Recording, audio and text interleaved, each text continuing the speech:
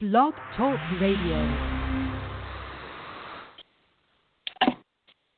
Mi chiamo Afurakani Afuraitkaitnit, Neye Odwirada, Medinde Odwirafo, Kwesi, Nehem Ptah, Akhan, Aakhuamuman, Amaruka, Atifi, Odwirafo, Odwiraman. Greetings to all Afurakani Afuraitkaitnit, meaning Africans, black people. Today is Odwira Day, Purification Day. My name is Odwirafo, Kwesi, Nehem Ptah, Akhan. Odwirafo of the Aakhuamuman Nation in North America, within Odwiraman, the purified nation, Afurakani Afuraitkaitnit, people in the Western Hemisphere. Yet I say we thank you once again for tuning into the broadcast. We're opening up the chat room. If you have any questions or comments and you'd like to interact in the chat room, you must log in as a user in order to interact. If you have any questions or comments on the phone line, you must simply hit the number 1 so that we can see that your hand is raised. For those who are new to the broadcast, we have 4 broadcasts on a weekly basis. We have Akhan for Nanasom, Ancient Authentic Akhan Ancestral Religion, on Joda, Monday nights, where we deal specifically with the Akhan expression of Nanasom, of Ancestral Religion. First and foremost, because we are Akhan. Secondly, because of the misinformation being propagated regarding Akhan ancestral religion, culture, cosmology, the nature of the Obosom, the deities, the nature of the Nananom Nsamafo, the spiritually cultivated ancestresses and ancestors, misinformation being propagated from individuals, by individuals, not only from the Western Hemisphere, but also from those individuals who are Akhan on the continent of Afuraitkaitnit, the particular group of individuals who have been infected with white pseudo-religion, Christianity, Islam, Judaism, Hebrewism, Hinduism, Taoism, Buddhism, and other pseudo-religious practices, as well as white culture in general.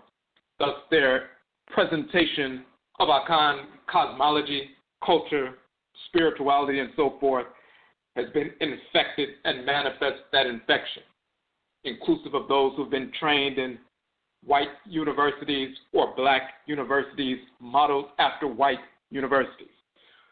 So we deal with ancient, authentic Akhan ancestral religion, which takes us to our ancestral origins in ancient Khanat, which is a title of Nubia, the Khan land, first land, foremost land. The people called the Khanat people and Khanit people. Our people originated in that region.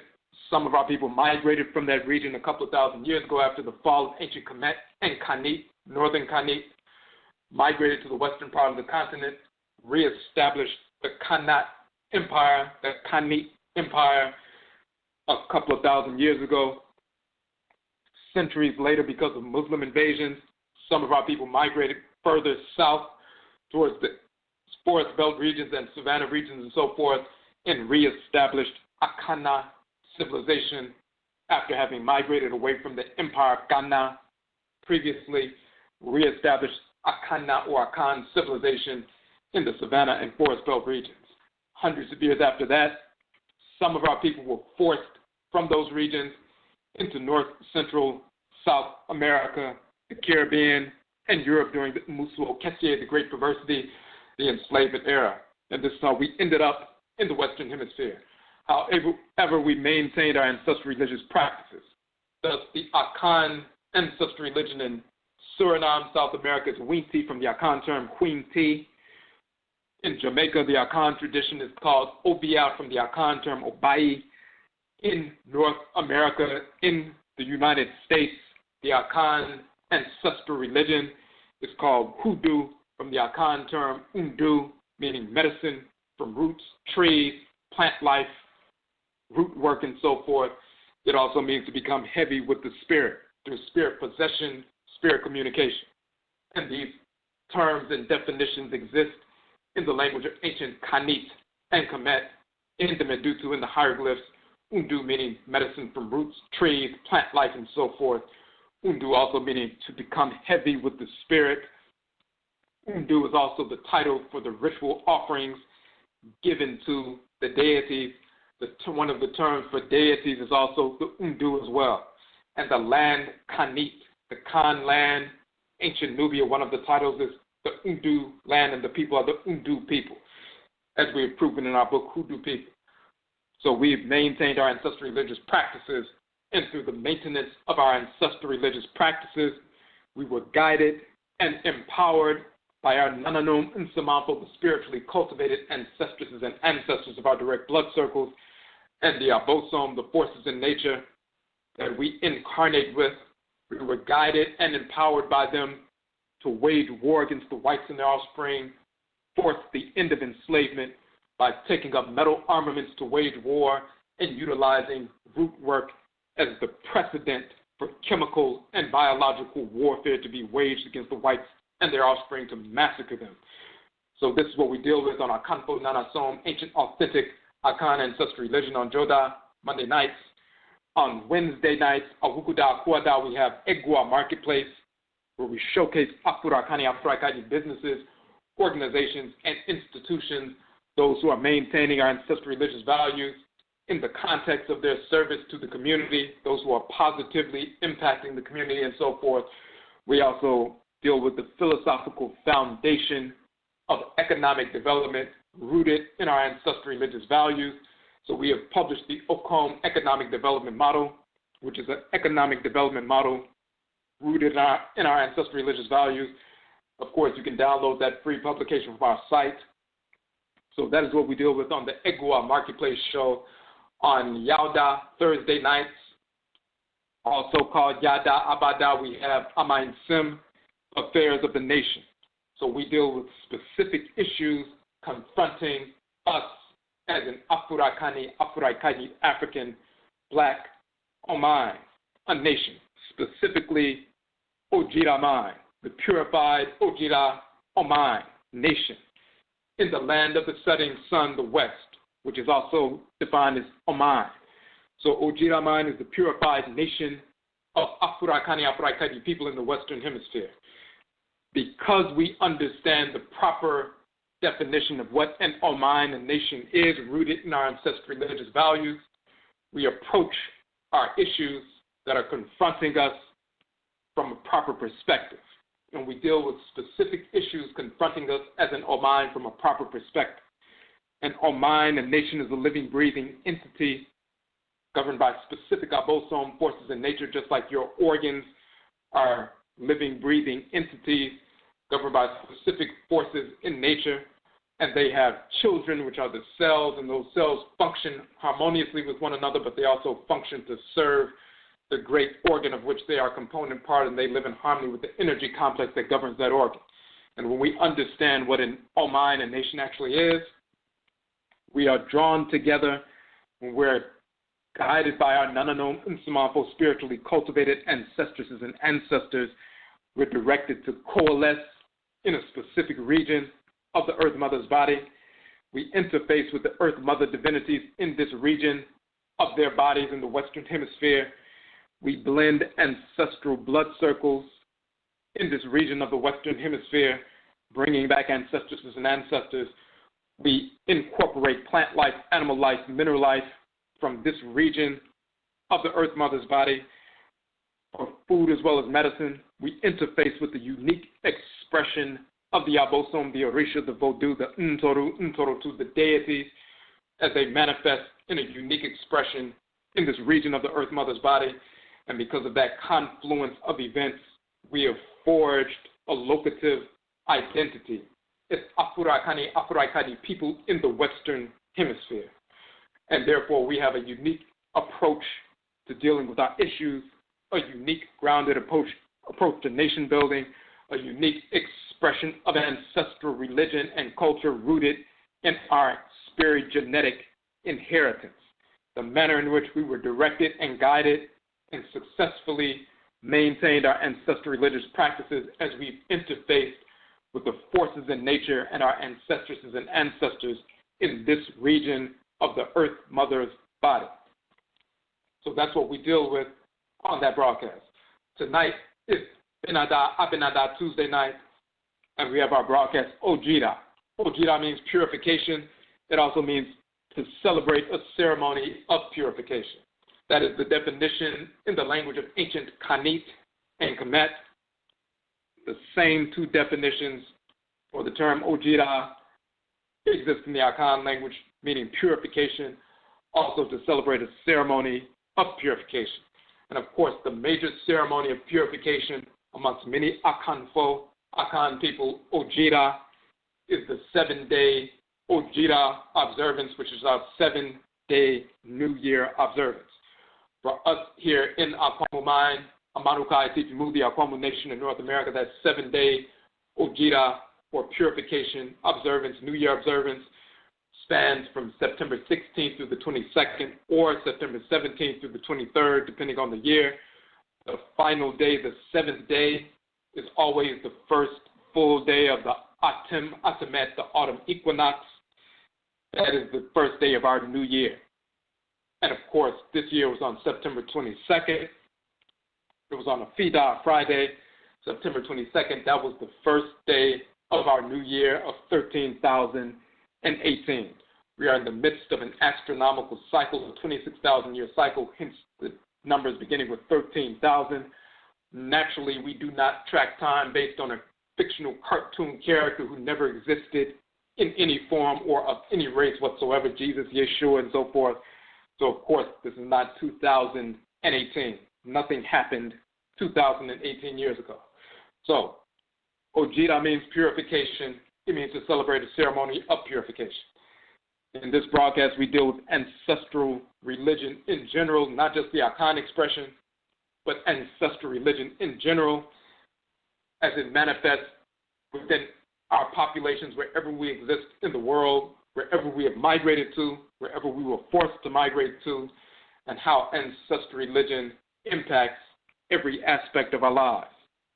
In essence, ancestral religion is defined as the ritual incorporation of divine law and the ritual restoration of divine balance. That means through ritual, we incorporate those things, objects, deeds, and entities we need to incorporate in order to harmonize our thoughts, intentions, and actions with divine order.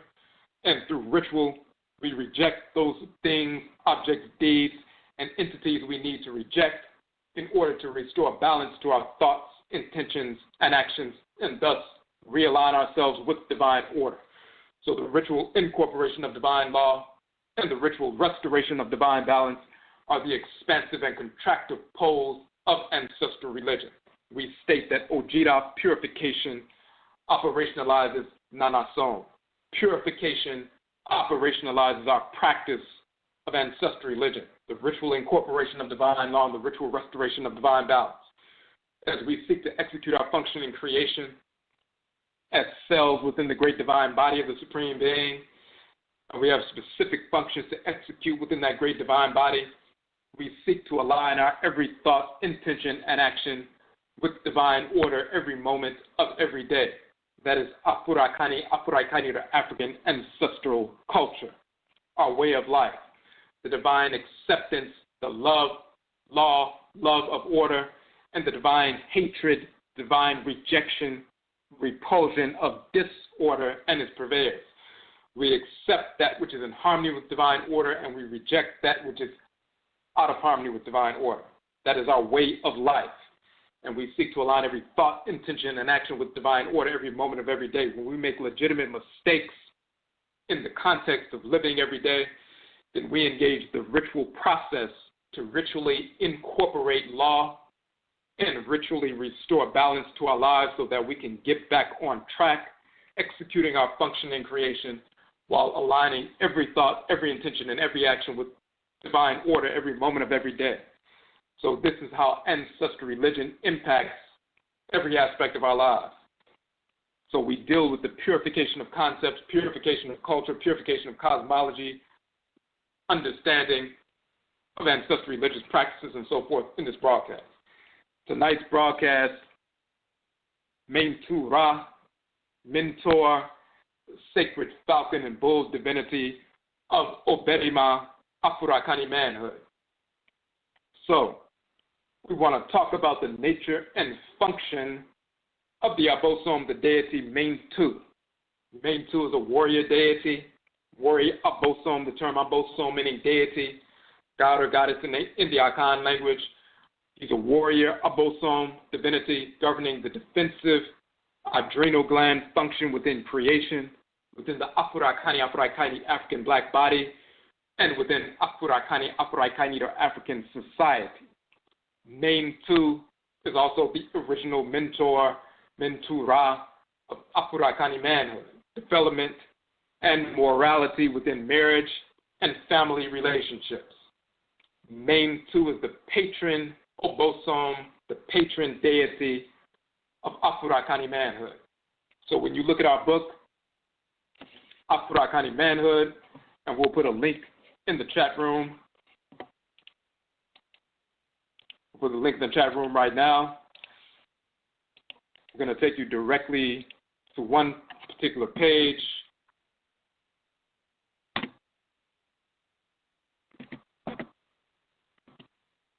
Okay. If you go to the OBARIMA page on our website, odwirafo.com/obarima.html, and what we want to take you to, of course, that's talking about the book OBARIMA Afurakani Manhood. That is a manual for Afurakani males, young and older, and so forth. We've had, of course, this is one of our 29 books. All of the ebook versions of our 29 books are free downloads from our website. We make all of our books available for free. But then we also have the soft cover versions of all 29 books that we sell as well. But the ebook versions we make available for free because everybody doesn't have money at any given time. But this information is too important to hold, quote unquote, ransom or hostage for $9 or $10 when people don't have the funds, but they need the information. So the ebook versions are free downloads. The book, of course, is a manual of manhood. We've had tens of thousands of downloads over the past 12 months, over 17,000 downloads of this book alone. People utilize this manual of manhood to transform their lives, whether they're young males, at-risk youth, and so forth, as well as older men and so forth, who have transformed their understanding, transformed their way of life, transforming themselves from being self-destructive to self-constructive individuals, independent and so forth, focused and so forth. So it's 7 sections dealing with 7 principal values of manhood, governed by the 7 Obosom male divinities. There are male and female divinities that govern the solar, lunar, and planetary bodies that govern the 7-day week. We focus on the male divinities in this particular book. In the book Afurakani Womanhood, we focus on the female divinities. But in OBARIMA Afurakani Manhood, we focus on the male divinities who animate the solar, lunar, and planetary bodies which govern the 7-day week. There's a principal value of manhood for each day of the week, carrying the energy of the solar, lunar, or planetary body animated by a specific divinity of that day. So every day of the week, you have the capacity and the opportunity to align with the divinity whose energy is bathing the earth that day, influencing the atmosphere and influencing your own kahaibit or your own atmosphere every day, and the principal value of manhood that streams from that energetic force daily. And we can all be on the same page with that. But in one of the sections, which we'll take you to when you look at the image of the falcon-headed divinity Mentu Ra, if you click on the link just up under that image on the page, you'll get to the information on Mentu Ra. And of course, this is in the book as well. This is taken from page 24 of the book. But we wanted to utilize this as a simple introduction to this divinity. So you see the image of Mentu Ra. He's wearing the solar disk with Wachet and Nekabet in the form of sacred cobras surmounting the disk, and 2 plumes, 2 feathers, the same feathers of our men and the divinity men surging up from the disk and so forth. We say Mentu Ra is an Ntoro, a deity, God. The term Ntoro is the term Ntoro, or quote-unquote Neter, properly pronounced Ntoro in the Akhan language. He is an Ntoro, a god of war. He is also an instructor of the Per-A, misnomer Pharaoh. an enforcer of morality in family relationships. As such, Mentu Ra is a teacher of the young Afurakani African black male who will grow up to become OBARIMA, man, and sovereign of himself, his function in creation, his morality, and his domain. There were many Ptah, Ensu, sovereign kings, so-called pharaohs, who were named after Mentu, taking the names Mentu Hetep, sometimes written Montu Hetep in ancient Kemet. We show an image of Neb Hetep, Ra Mentu Hetep, which is Mentu Hetep II of the 11th dynasty, 4,000 years ago.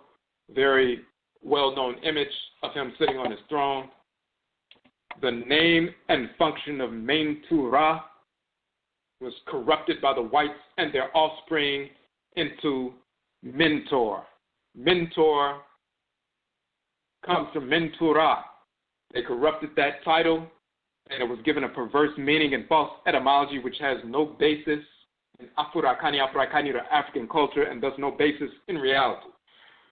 The Greeks took the term Mentu Ra, corrupted it into mentor and so forth, and wove it into some dissexual, perverted Greek little story about mentor and a white Greek dissexual mentoring or engaging in a dissexual, perverse relationship with young boys. That is the nature of the whites and their offspring. Anything that they touch, they pervert. But Mentu Ra is a divinity of force in creation, obviously existing just like we do before the whites and their offspring existed upon earth. So we deal with the actual deity who animates us. And we're going to get into who this divinity is so we can know exactly what his functions are. So we also say Osansa, Akhan, name of the hawk, is a fierce warrior who attacks his enemies with the greatest force and power. He is relentless in his pursuit. This force connected with Mentu Ra is felt through the explosive power of adrenaline in connection with the heart and spirit to fight and annihilate disorder and its purveyors. Mentu Ra is the patron Ntoro, the patron god, deity, the Obosom of OBARIMA, Afurakani Manhood. So, let's get into it. Once again, that's on page 24 of the book, OBARIMA, Afurakani Manhood. So, first and foremost, dealing with this divinity, when you look at the image that we utilize for the broadcast, just to look at the imagery first, and then we're going to get into some detail. First and foremost, we show the sacred Achinebois. There are two of them. Achinebois means animal totem. So that in animal life, plant life, mineral life, Afurakani, African, black, human life only, each classification of life, we are children of specific forces in nature. And they therefore take on specific plant life, animal life, mineral life, and Afurakani, human beings. And we carry the energy of the forces in nature. So you have plant totems for deities. You have mineral totems for deities. You have people, Afurakani people only, of course, who are children of specific divinities. But then you also have animals who carry the energy of specific divinities. You have certain animals who are fiery animals, explosive, powerful. You have certain animals who are cool and watery animals and so forth. You have different types. So we show the animal totem, the two major animal totems of Mentu, also called Mentu Ra and so forth. First is the Ka, which is a title of bull in ancient Kemet, the strong, muscular, powerful, explosive animal, land animal. And then we show the falcon, called Her, also Heru, the explosive, powerful, warrior-type animal that's an avian warrior, an airborne, operating through the air, of course, warrior-type animal, fierce warrior-type animal, and the fierce land animal is the bull with his great horns. And we're going to get into how those adrenal glands are the shrines of Mentu in the body, and those are those two horns that you see within the body. Now, looking at his animal totem, his Achinebois, as the bull, starting off with that, the Ka.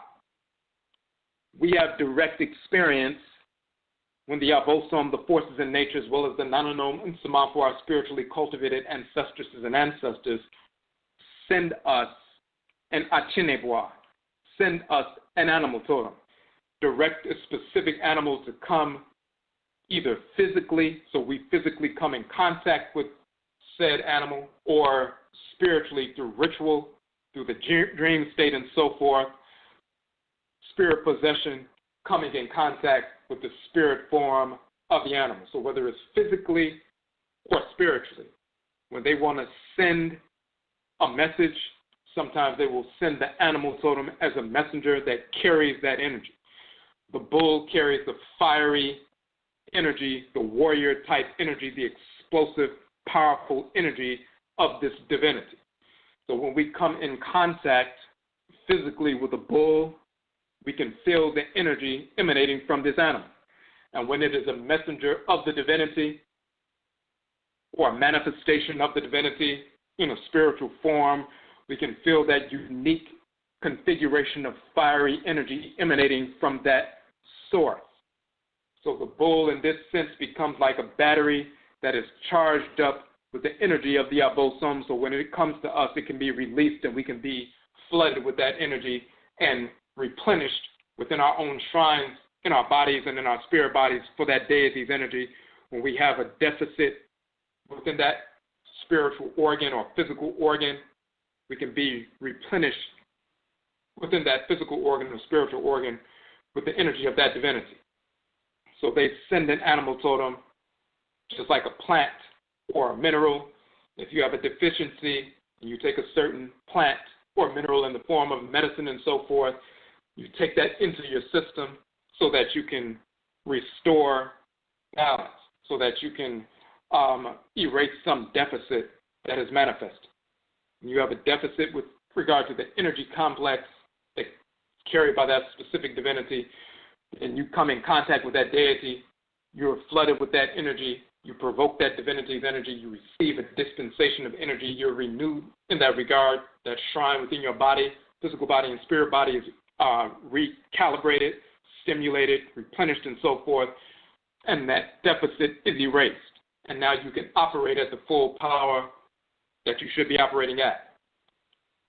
When we come in contact with the bull, the carrier of the energy of Mentu, then we have that experience. We have that experience here in North America, whether we're practicing the Hoodoo tradition, Juju tradition, which is the Akhan tradition, the Juju tradition, which is Yoruba, the Voodoo tradition, which is Ebe and Fon, the Wanga tradition, which is Ovambo and so forth, the Ngangan tradition, which is Fang, the Gullah Geechee tradition, which is Gola and Kisi and so forth. We still have these animal totems. We have direct experience with them. When the Obosom, the deities, or the Nananom and Samanfu want to communicate with us directly, they will send these animal totems to us. And then we can communicate directly with them and merge with that energy and utilize it to our benefit to heal, also to protect, also to gain knowledge in a certain area that we were unknowledgeable about previously. We have that direct experience.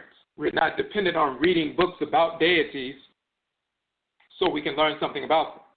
We have direct experience first that we've had intergenerationally and transcarnationally for hundreds of years here in North America. When we read about these deities and read about the names and so forth and qualities, that simply confirms the experience and reflects the experience we already have. So it's simply enriching in the regard that we can transmit that information intellectually to other people in our family, our clans, and so forth, which simply confirms what we've already been experiencing, and it also shows that direct link to thousands of years ago when our people are utilizing these same totems, images, sculptures, painting, murals, poetry, talking about these divinities, long treatises talking about the ritual practices associated with these deities, and they are exactly the same thousands of years ago as they are right now as we experience them even before we ever read any text. So when we talk about these deities, it's from direct experience. when we read about them and write about them and publish about them, that simply is a confirmation of the direct, real experience that we have. And that's true of every deity we talk about, as well as any form of ancestral communication, as well as dealing directly and consciously and communicating directly with Nyamewa, Nyameo, Amenet, and Amen, the Great Mother and the Great Father of the Supreme Being. Of course, only Afurakani people can engage that process.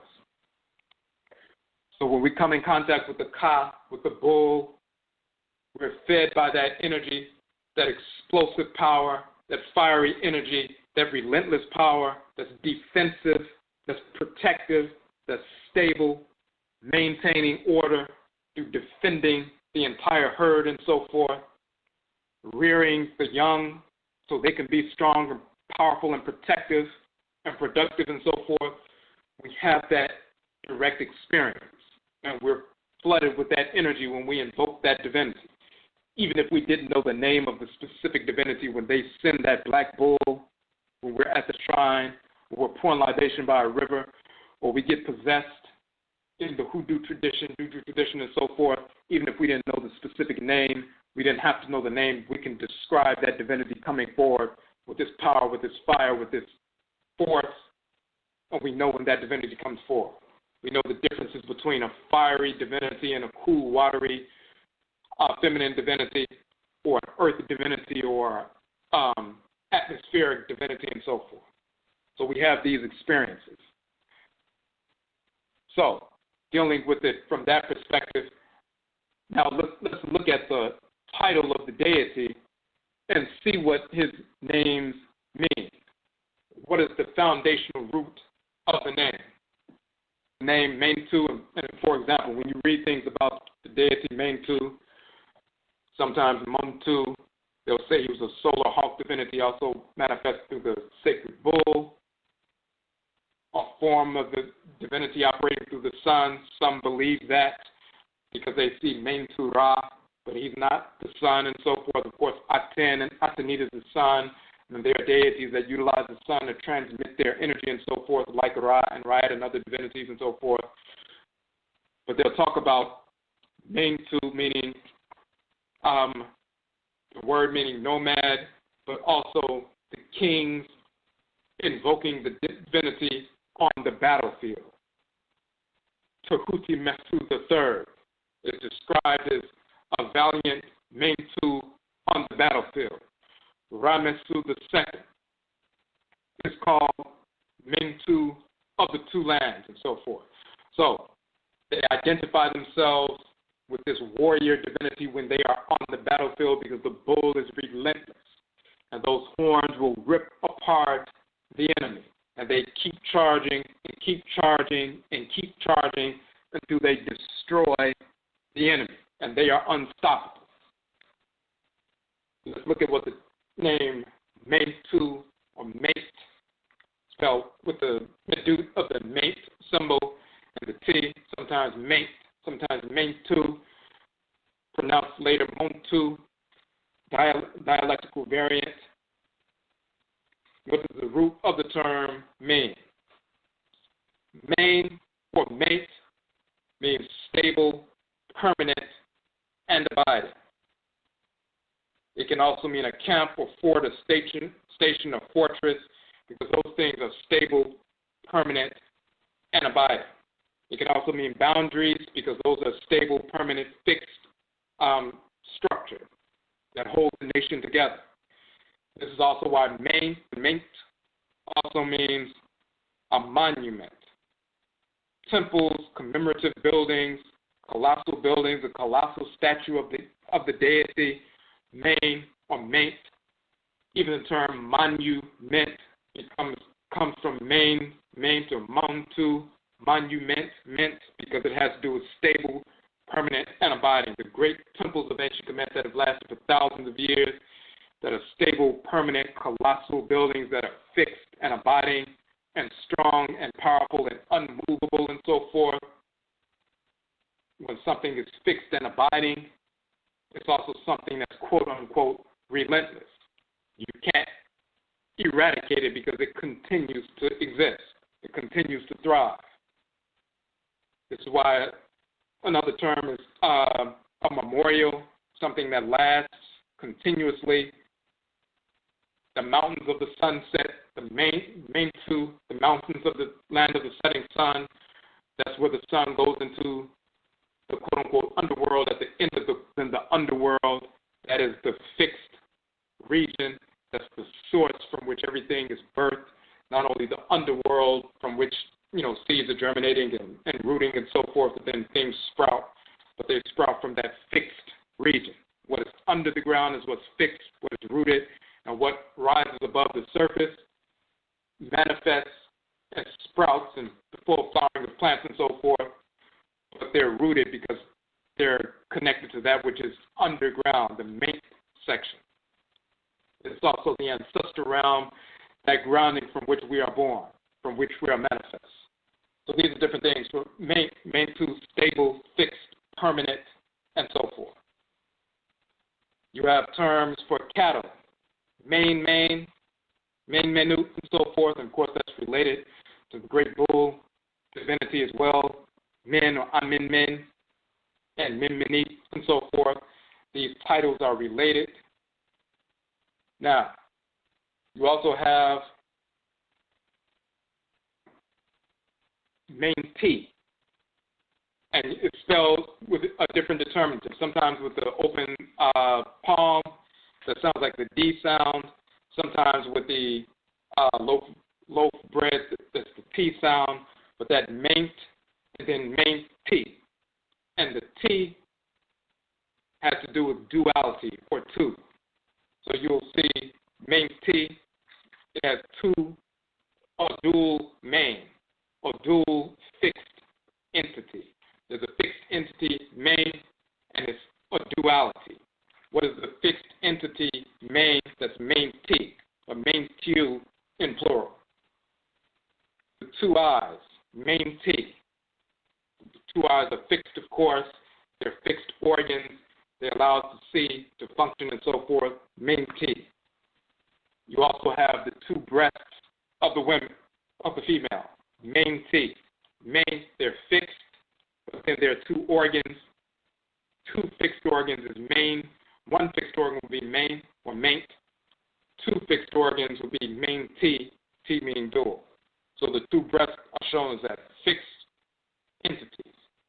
Then there's a main T, which says two pupils of the eyes, but then it also is just two organal structures that are undefined, and those two organal structures are fixed as well. And then there's main T, and in the hieroglyphic dictionary it says an unknown object. So what is that dual organal structure? Two structures that are fixed, unknown object as far as the Egyptologist is concerned. And then you also have the term, also main T, talking about those of the desert lands, sometimes talking about the nomads, but those dwellers in the desert lands. Sometimes they talk about the robbers in the desert lands, but it's talking about those in the main land, the land of the setting sun, the main, where the sun sets, goes down into the underworld, the region where things become rooted, grounded, fixed, and so forth, the unseen region and so forth, and that western region, the main region, is where the sun sets. So the desert lands, some of them are called the main lands and so forth. That's that region where it's fixed, and then you have warriors living in that region. The desert land is the fiery land, the hot land, and so forth. So you have individuals who are fixed in a hot, specific region, hot, fiery region, and they carry that fiery energy of main or main two. Main T, the dual T, main fixed organs that give stability, that give power, like the power of the sacred bull, the warrior bull, the relentless bull, the one that charges, the one that makes Ramesu valiant on the battlefield, the one that makes Tehuti Mesu III valiant on the battlefield. What are the dual organs that are full of fiery energy that makes one valiant? They are fixed, They are stable, and they make us fixed and stable and powerful so that we can wage war. What are those two organal structures that there's a question mark in the hieroglyphic dictionary with regard to what are those two organal structures?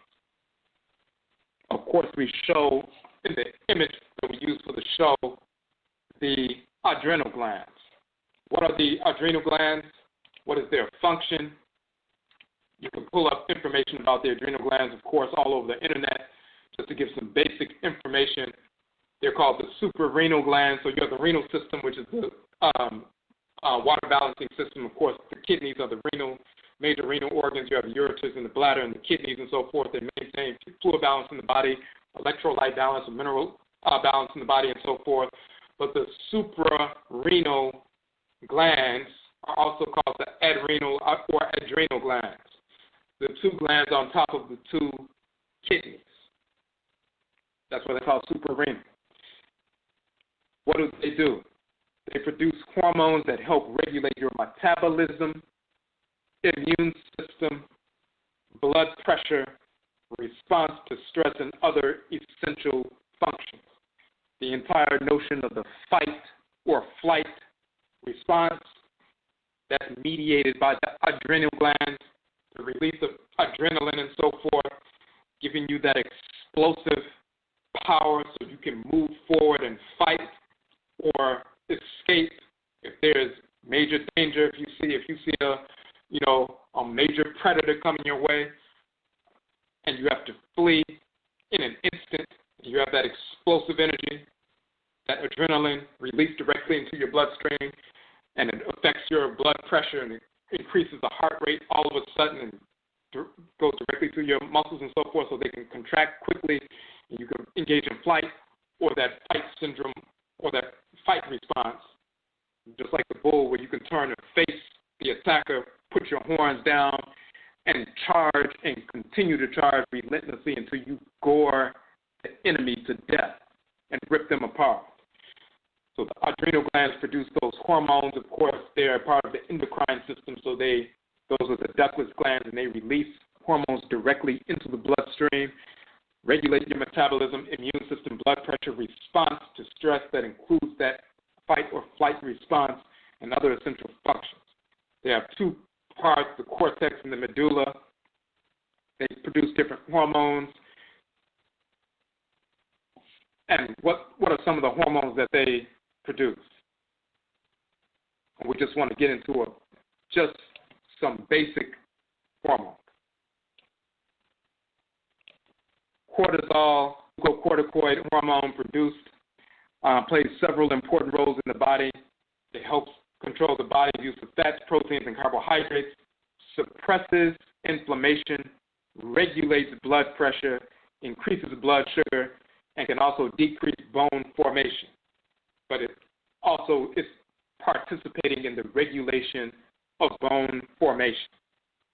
Of course, when we talk about main meaning fixed, permanent, stable, abiding, the fixed, permanent, stable, and abiding structure within the body, of course, is the skeletal system governed by main in that regard and so forth as a system itself, and the adrenal glands help with regard and participate in bone formation in that main function. It also controls the sleep-wake cycle, is released, that cortisol, talking about this hormone released by the adrenal gland. One of the hormones also controls the sleep-wake cycle. It is released during times of stress to help your body get an energy boost and better handle an emergency related to Mentu, the divinity, the fiery divinity with the two horns, that explosive power, that relentless power, and so forth, dealing with that. Now, they can go into some details about how the glands work to produce cortisol and so forth. Then you have aldosterone, one of the hormones, central role in regulating blood pressure and certain electrolytes, sodium and potassium, sends signals to the kidneys, resulting in the kidneys absorbing more sodium into the bloodstream and releasing potassium in the urine. This means that aldosterone also helps regulate the blood pH by controlling levels of electrolytes in the blood. We're talking about mineral balance in the blood. When you have, and just mineral balance in the system in general. So when you have proper mineral balance, that's good, of course, for strong bones. Calcium is related to that and everything. That's that fixed structure, that main structure. Then you also have the DHEA and the androgenic steroids produced by the adrenal glands. These hormones, quote-unquote, weak male hormones, they are precursor hormones that are converted in the ovaries into female hormones, estrogens, and in the testes into male hormones, androgens. Of course, the estrogens and androgens are produced in much larger amounts in the ovaries and testes, but the precursor hormones are produced of both of these, of the estrogens and the androgens, are produced by the adrenal glands. That's very important with regard to these sex hormones and their precursors being first produced by the adrenal glands and then fully developed and produced in the ovaries and the testes. The reason why that's important with regard to fertility, which we're going to get into a little bit later, but the major wife of Mentu is Tananit, and Tananit is the female divinity that governs the cervix, and of course the cervix is directly related to the protection of the child and fertility and delivery and allowing the sperm cells, fluid to come into the system, into the vaginal tract, into the fallopian tubes and so forth, and also protecting the child once the conception takes place and the embryo is planted in the uterus and so forth. So there's a direct relationship between Tananit and her function with regard to the cervix and fertility, and her husband, Mentu, dealing with the release of the precursor hormones, the androgens and so forth, the DHEA and the androgenic steroids that are the weak hormones. They turn into estrogens and androgens, of course, in greater amounts in the ovaries and testes. But, of course, the more popular, most well-known hormones is adrenaline. The adrenal medulla, the inner part of the gland, controls hormones that help you cope with the physical and emotional stress. The main hormones secreted by the adrenal medulla include epinephrine, which is adrenaline, and norepinephrine, which is noradrenaline, which have similar functions. Among other things, these hormones are capable of increasing the heart rate and force of heart contractions, increasing blood flow to the muscles and brain, relaxing smooth muscles, and assisting in sugar metabolism. They also control the squeezing of the blood vessels, vasoconstriction, helping maintain blood pressure and increasing it in response to stress. We're talking about the main T, meaning the T, the dual main organs, which are fixed main on top of the kidneys and so forth. They're fixed in that position. They're like the two horns of the bull. They release those hormones directly in the bloodstream. If you need to fight, if you need to wage war, you get a shot of energy. Blood begins to pump. The heart rate increases. There's a constriction with regard to the blood vessels to force that blood pressure to send blood very quickly and powerfully so you can wage war. The same is true not only with the bull and so forth, but also with the hawk, that explosive warrior-type animal. Also the falcon, of course, flying through the air, swooping down, grabbing the prey and so forth, or even capturing prey in mid-flight and taking the life and so forth. That explosive, fiery power that is mediated by the main T, the two T main fixed organs fixed atop the kidneys that participate in that process. This is what we're dealing with when we're talking about Mentu. Now, if you look in the Akhan language, we can also give another nuanced definition. One of the terms for man is OBARIMA, but there's another term for man that's important. It's Beran or Beren, sometimes Beran or Beran, sometimes Beren. Now, in the Akhan language, you have the B and the M that are interchangeable. So, for example, the term Moja, spelled M-O-G-Y-A, is also spelled Boja, B-O-G-Y-A. You have the term Mara, which means law. In the Asante dialect, Mara is spelled M-M-A-R-A, Mara, which means law. In the Aakhuamuman dialect, is M-B-A-R-A, Mara, Mara, because the M and B are interchangeable linguistically. So you have OBARIMA for male.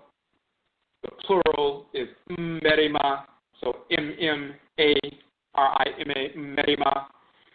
In the Asante dialect, in the Aakhuamuman dialect, is M-B-A-R-I-M-A, Mberima. So you also have the same thing here with Beran or Mbera, also Mbere, B-E-R-A-N, also M-M-E-R-A-N,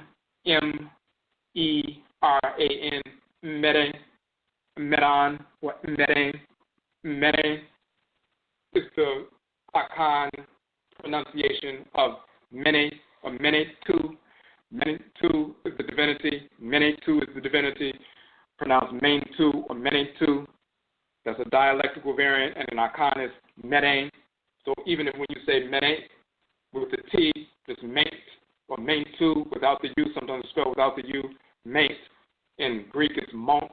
Sometimes they write it Montu, but sometimes they'll write it in Greek Mont. And they're listening to the way it was pronounced in the Coptic dialect at that time. When they invaded ancient Kemet, they were listening to the people.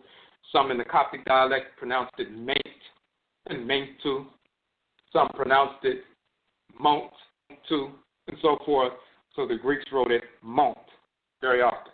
Sometimes Ment, but very often Mont. So you have Ment or Mene, and Akhan is Mbere, Mbere, often also Mbera. But in this particular context, Mbere, Mbere. And what does Mbere mean? It means man, but it means a specific kind of male, not just the regular OBARIMA male, but Oberen or Oberan, but the other dialectical variant, Oberen, which is the same as Mene or Mentu.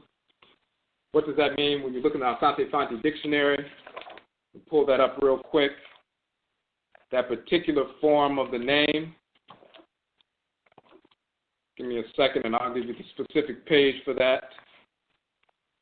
The Asante Fanti dictionary, the 1933 edition, you can get that on archive.org.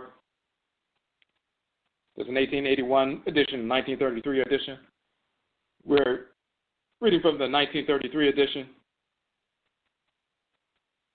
Okay, so Beren or Beran, but in this context, Mene, which is the variation of Mene or Ment in ancient Kemet. It means not just a man, but a strong, stout, big man, a giant, a powerful, mighty man. It also means to wait upon, attend on, serve someone. But Mene, then you have a Mene take two, which means a giant or huge man. So you have Mene, which means not just a man, but a stout man, a strong man, a powerful man, a big man, and Mene take two, which means a giant, a great man, and so forth. That Mene take two is main two from ancient Kemet, the strong, main, fixed, powerful, colossal. Remember, main means fixed, stable, and abiding. Main means a monument. Main means a colossal statue. Main means powerful. Main means warrior type. Main means established and so forth. So in Akhan, you have Bene, which is not just any kind of man, but a big, strong, powerful, stout giant. And Mentu means a giant. So you're talking about that fiery individual, one who's a fighter, a warrior, and so forth, strong, stout, powerful, a giant, literally. The same name for the same deity with the same function in creation. But it also mentions something to do with serving someone in a certain context. What is that service talking about? If you look at Mentu and you look at things written about him on different sites and so forth, they'll say Mentu was also thought to act as a guardian of happy family life.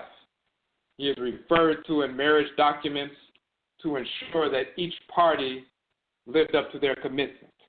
Infidelity is described as the abomination of Mentu and was definitely frowned upon.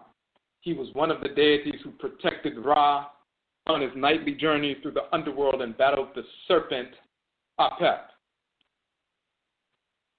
So why is Ment meaning fixed, Ment meaning to fight, Ment meaning colossal statue or monument,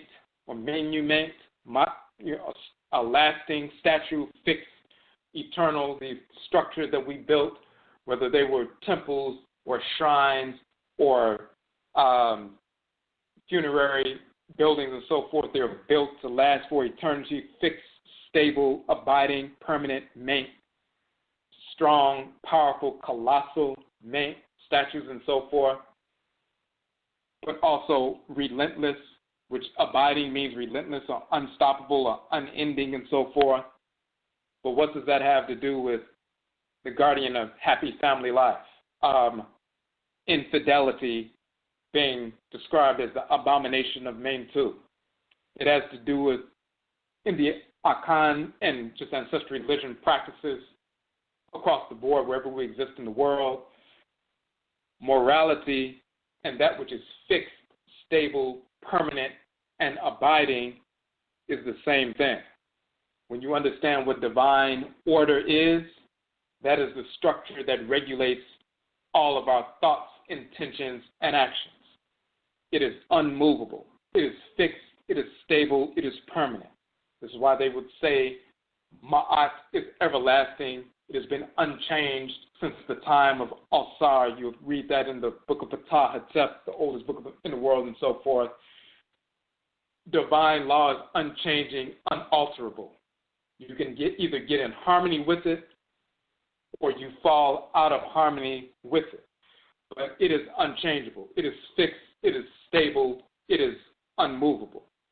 Our morality, when in alignment with divine order, is fixed, stable, unmoving, unchangeable. It's always expressive and impressive of divine order.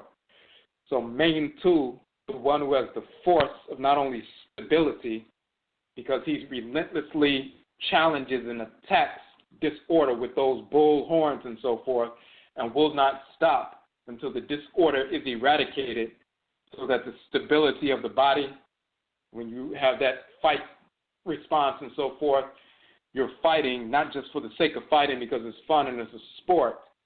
You're fighting to protect yourself and defend yourself so you can maintain Ment. The word main or maintain comes from Mentu and so forth.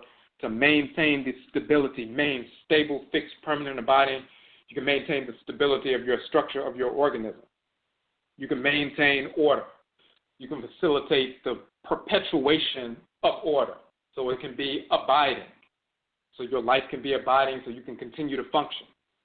The same is true with a marriage. It needs to be fixed, stable, permanent, and abiding, lasting for quote-unquote eternity and continuing on. Not only between the people, but as an institution to be emulated by those who come after and see that marriage as a standard with which to measure themselves against. So it's even permanent, abiding, intergenerationally and transcarnationally. People will talk about this particular successful marriage that lasted 50 or 60 years, generations down the line, 100 years later. They will talk about the great-grandmother and great-grandfather who remained married and had a stable relationship for 50 years, and gave birth to children, and those they had grandchildren and great-grandchildren and so forth who are still benefiting from their example. So Mentu, the deity who deals with main permanence, main fixed, main stable, main abiding, main continuous, main fighting, relentless, challenging disorder. When they say infidelity is the abomination of Mentu, that's because he has the power, he has the capacity. When you talk about fight or flight, it's not just when you're being attacked by prey. It's when you're being flooded with misinformed, foolish ideas, self-destructive ideas, lustful ideas, or malicious ideas. But in this context, lustful, self-destructive ideas, you can relentlessly repel those ideas and not be controlled by them. You can walk away from situations that could lead to infidelity without effort. You're not struggling to maintain your fidelity. You can easily, quote unquote, the fight or flight, you can easily walk away. You're not drawn in and then making the excuse that I couldn't help myself, I had to engage in the infidelity. That's never been true. And people say, well, why do men cheat? And they come up with all these different metaphysical explanations and all this other kind of nonsense. Well, why does this man cheat, or why did these males cheat? Why do they cheat? And they come up with all these ridiculous explanations. There's only one explanation why a male, not a man, but why a male cheats and has ever cheated. They cheat because they want to. End of story. They don't have to. Nobody put a gun to their head. They cheated because they wanted to cheat. And they can make up all kinds of excuses about what happened to them as a child and all this other nonsense. But at the end of the day, they wanted to, they felt like it, and they did it.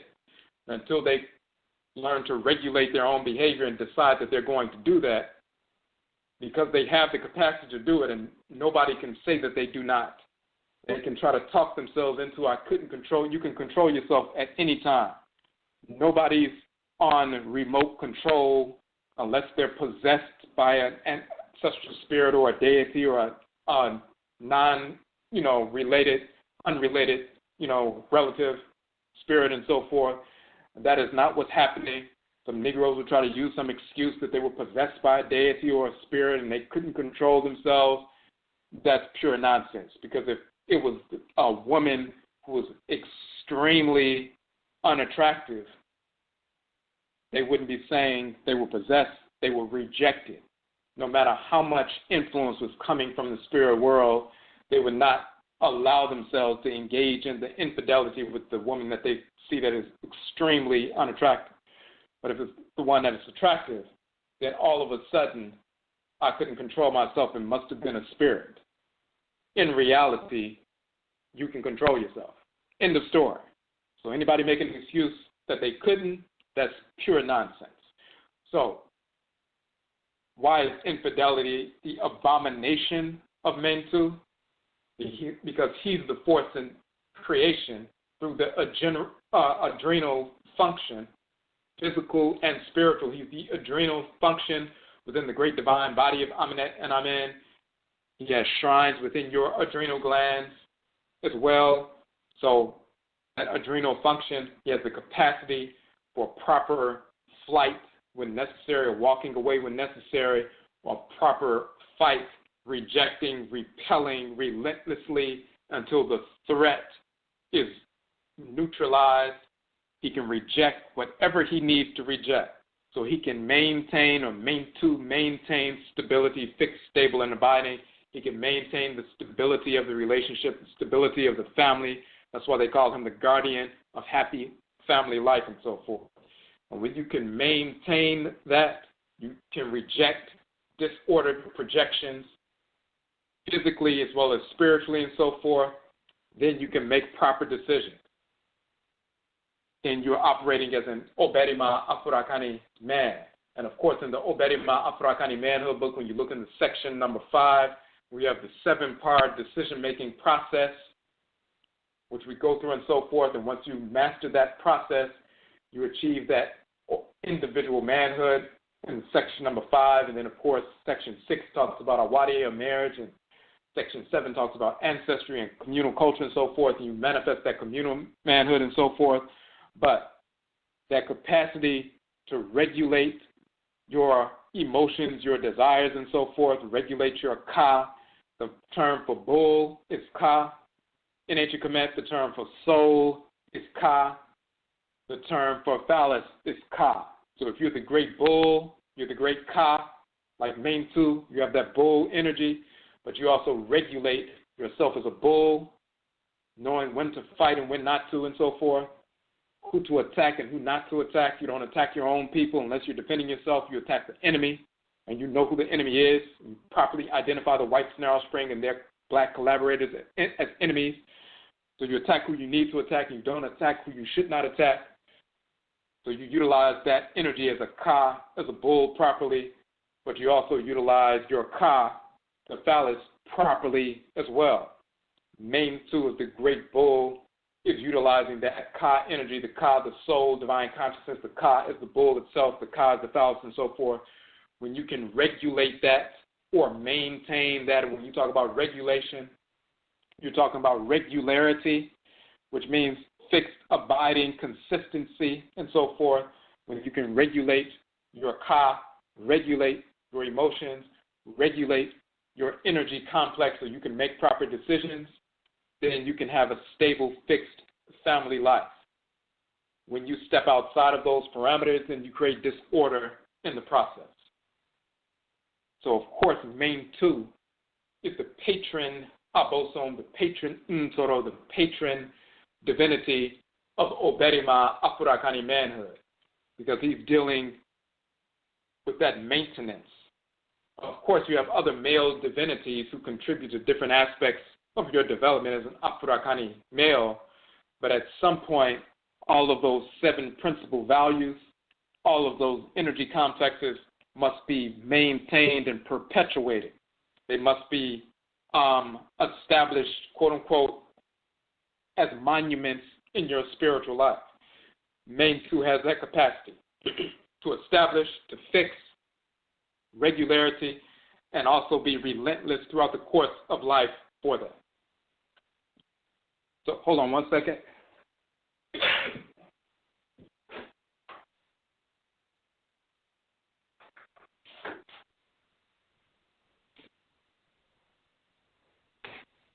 All right.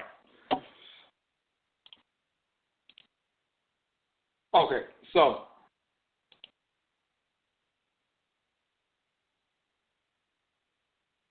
so that is the information we wanted to deal with regard to Mentu Ra, and of course, this is information that we will be going into detail, examining in detail in our upcoming retreat, the Happy Merit Retreat, because it's based on OBARIMA, Afurakani Manhood, and Obaatan, Afurakani Womanhood. We're going to have the sessions, of course, it's February 16th weekend. In 2.5 weeks from now, we'll be having the retreat at Edisto Island, South Carolina. We do still have a couple of spaces, so for those who maybe filed their taxes early and so forth, wanted to grab those last 2 spaces because we had a couple of cancellations. We had a couple of cancellations, then a couple of people came and reserved those spaces, and then we had a couple more cancellations, so another couple of spaces opened up. So if you would like to attend the Happy Merit Retreat on Edisto Island and one of the Gullah Islands in South Carolina, it's the February 16th weekend. You can go directly to our website now, the Happy Merit page on our website, and you can reserve your space. Of course, those 2 spaces are first come, first served. So we'll have the OBARIMA Afurakani Manhood workshop based on our book for the brothers. The sisters will have their workshop, Obaatan, Afuraitkaitnit Womanhood, based on the book, Obaatan. We will have the joint workshops for Ptah, Totems, and other workshops as well. All of the activities will take place in the morning and early afternoon on Meminidah Saturday and Sunday, and then in the late afternoon and evening, people will be free to go and explore the Gullah Islands and so forth and do whatever they need to do.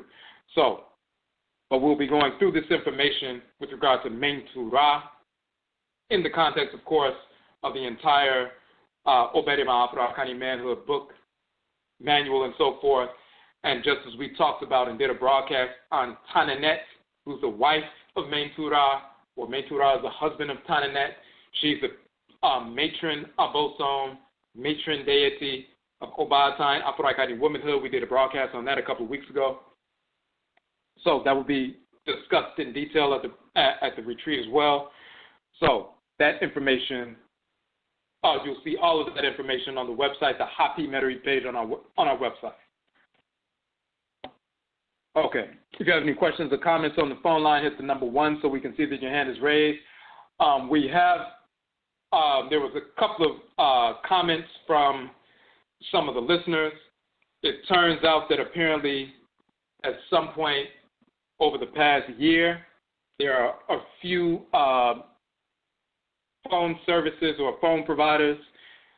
I think T-Mobile is one of them, and there are a couple of other ones that they changed their policies, and now whenever people on certain kinds of calls, like calls for chat rooms and radio station calls and things like that, they have changed their policies where they're charging people 1 cent per minute to call into some kind of online chat room or things like that. So there's some people, depending on what phone service you have, I know that T-Mobile was one of them, and then there was something else, a couple of other ones. They started that process. A lot of people have complained to these phone companies about that because this is brand new. So you'll get some notification saying you'll be charged 1 cent per minute for every minute that you're listening if you call into a radio show or get on the chat line and so forth. Of course, and so that has nothing to do with Blog Talk Radio itself. That has to do with the phone service provider. So, of course, we do not advocate that anybody pays that extra money. So you can listen. It's best, of course, to just log into the website. You can, even if you're on your phone, you can just log into the website, blogtalkradio.com/Odwirafo, click live, and you can just listen without calling in. So you don't have to make that ridiculous payment. That's just another way for them to fleece people. So there's absolutely no reason for us to be paying to listen on the phone. Okay, so we have a question on the phone line. Odwirafo, you hear me? That's it. Yes, I can hear you. You did mention about this upcoming movie they call Black Panther, which they're going to throw in some dissexual scenes in regards to the females. I've noticed now that the TV series that they have out now has that same thing as all black cast called the Black Lightning. So obviously they're putting on this TV series, and obviously it makes sense to put it in the movie as well. So you're on point in regards to, they're putting those subliminal images and scenes. So that people that think that it's not going to happen, it really is, because it's shown on this TV series 1 month before this movie comes out in February. So this is how the game is actually Aakhuamuman plays and the psyche of people. Specifically, it says all black people, but they're going to put in on the sexual relationship between black male and black woman. Absolutely. So, and that's key because, as we mentioned in the previous broadcast, this is the way Aakhuamuman, the spirits of disorder, the whites in their offspring, were divinely hated. The term Aakhuamuman means taboo, it's that which is divinely hated, restricted. Aakhuamuman, the whites in their offspring, spirits of disorder, they incarnate in that fashion, of course. So the Aakhuamuman, the whites in their offspring, the spirits of disorder, of course, everything they do is political. We don't only teach that to adults, we teach that to our children from the youngest ages when they're 7, 8, 9 years old. We teach them that everything that the whites and their offspring do, everything they teach is political, and it's always to further their disordered agenda. Even if on the face of it, it seems like something quote-unquote positive, there's always a manifestation of them seeking to subvert and corrupt the minds of our people, the spirits of our people, and so forth. The only reason the Black Panther movie is being made is specifically to promote dissexuality, homosexuality, to destroy and disrupt our family life. Now, what's one way that you can get millions of Black people, the majority of Black people in America, to all pay attention to one set of activities going on for an hour and a half or 2 hours? You put it in a movie, you use a great deal of sci-fi and technology and so forth. You fill it up with Black cast members. You manufacture a story written by some white crackers about fictional characters on the continent and the fictional area and so forth. Get people excited about it. You keep Black people from having big roles in different movies for years and so forth, and make them beg you to place them in a movie. So you hold them back from a number of roles, and then they beg you, please let me get in, have a major role and so forth. And then you pretend like you're acquiescing, and you give them the quote-unquote opportunity, and then Negroes start celebrating like we made a breakthrough. That's like somebody stealing your money from you, and then you keep begging them for the money back, and then they give you 10 cents, and you say that's a victory. I finally, received some funds, instead of killing the person and taking your money back. All of them. So they make us beg them to open up some quote-unquote opportunity, and then once we beg them for that, they flood it with white culture, sexual deviance, and so forth. Millions of Black people will pay millions and millions of dollars so that their children can be indoctrinated instantly within a couple of hours with the acceptance of dissexuality, homosexuality, and so forth. And then it's buttressed by all the music, all the television shows, in the schools when they're having books for young children, even in kindergarten, talking about I have two daddies and two mommies and all this filth and degeneracy, they're promoting the insanity of transgenderism and so forth. The whites and their offspring are sexual deviants by nature, without exception. So they're always going to promote that until we exterminate them. This is what they're always going to do. They're cancerous cells within the body of Black humanity. And as we talked about before we did that broadcast, the sacred panther versus the pseudo-panther, and the sacred panther, the Basa, the deity, that Achinebois manifests through the Basa deity in ancient Kemet, the panther divinity, and so forth. We talked about that, and we talked about the priesthood and priestesshood, and where we're wearing panther skins as a representation of the priesthood and priestesshood in ancient Kemet. Of course, they steal these different things and put this in the movie and the comic and so forth, but we need to be supporting our own films. Of course, we have our film that we are crowdfunding for. We've been crowdfunding for the past year, and we're going to get into that. And so, yes, that's true. This is what they're doing. This is the only reason the movie is out. It has nothing to do with Black empowerment. It has to do with Black destruction, if we're foolish enough to allow that to happen. But yet I say we appreciate that comment and bringing that information to life. Yes, thank you. I was going to ask about the bull in Pacific, but that'll be for another time. But thank you. Okay, we appreciate the call. I said that.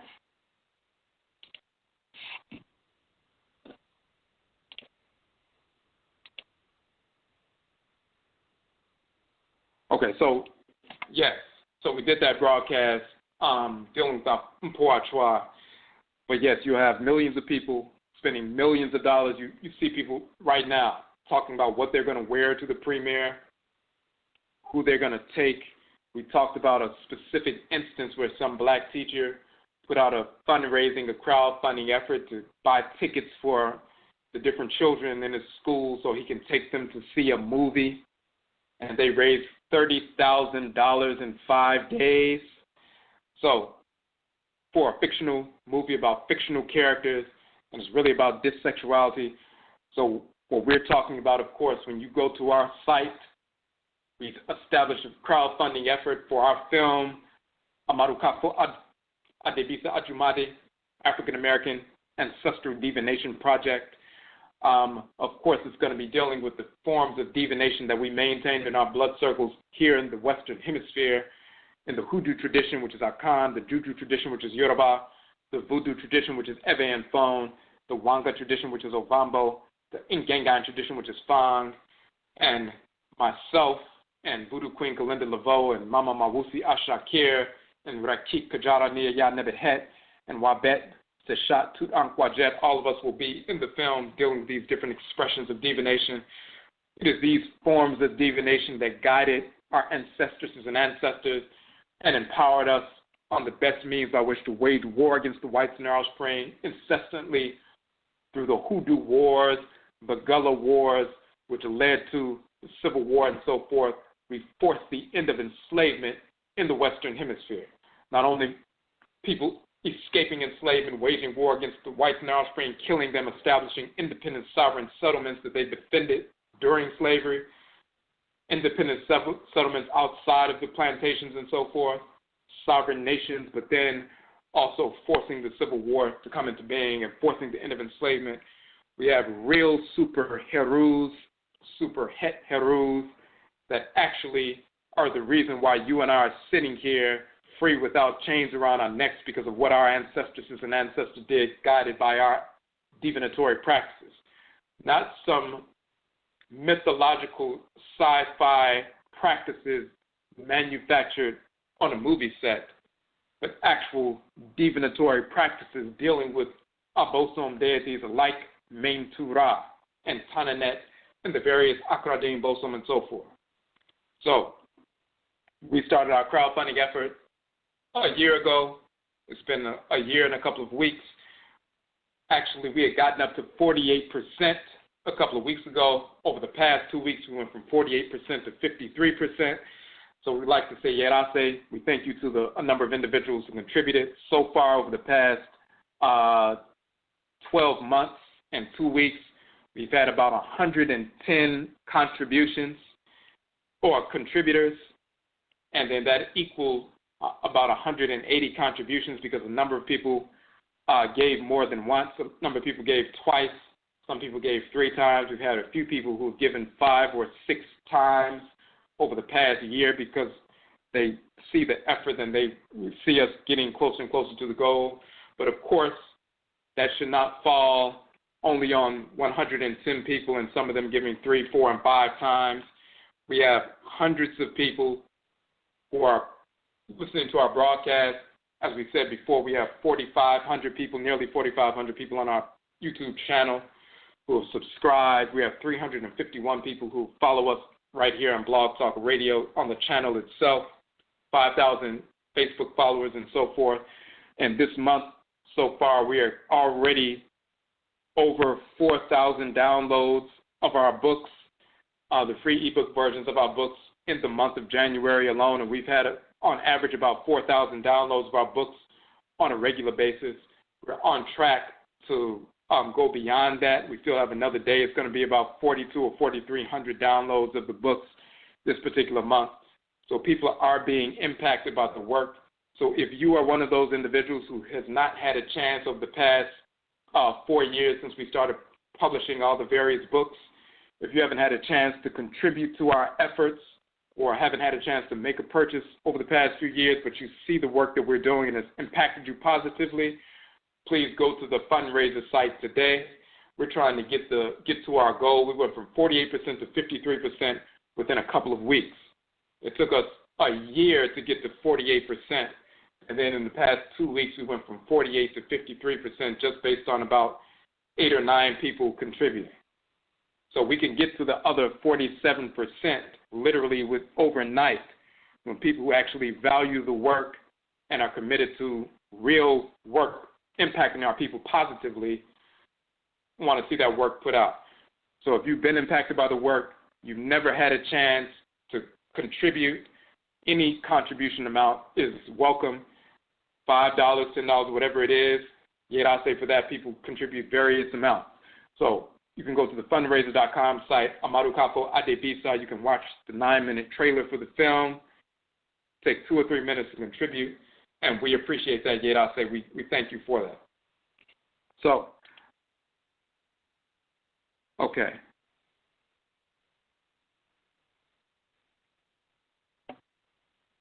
Okay, and there's just one question in the chat room about the Akhan in Ghana and Ivory Coast,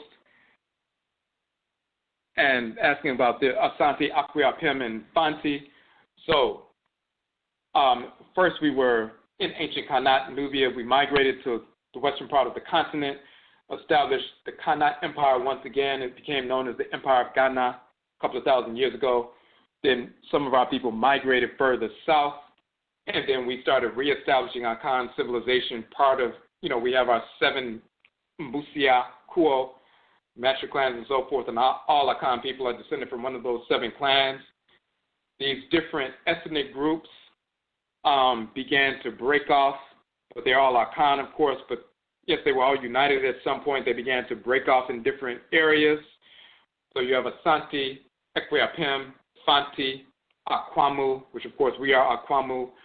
That's another major ethnic group. You have Dorma and Denchara. You have a number of different Akhan groups in Ghana and Ivory Coast. But yes, fundamentally, we're all from the same 7.